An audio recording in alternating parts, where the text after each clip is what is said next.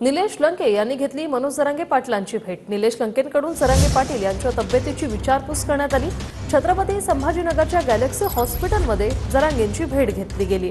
तर माझ्या मतदारसंघात जरांगेंचा फायदा झाला असं निलेश लंके म्हणाले। मतदारसंघात सुद्धा फायदा झाला, पण माझ्या मतदारसंघामध्ये एक संमिश्र परिस्थिती होती, पण निश्चित त्याचा सुद्धा मला जरांगे पाटील आणि ते आमच्या सर्व टीम असो, आमचा रामेश्वर माझ्या जवळच बसलेले आमचे सरपंच, आमचा आभी, आमचे गोरख दळवी, हे अनेक आमचे दांडगे आपलं दांगट म्हणून त्या ठिकाणी भाऊसाहेब हे आमचे सर्व सहकारी, निश्चित त्यांचा मला फायदा झाला। त्यांच्या ज्या मूळ मागण्या आहेत त्या मागण्या लवकरात लवकर त्यावर तोडगा निघाला पाहिजे, कारण हे किती दिवस भिजत घोंगडे ठेवणार आहोत आपण।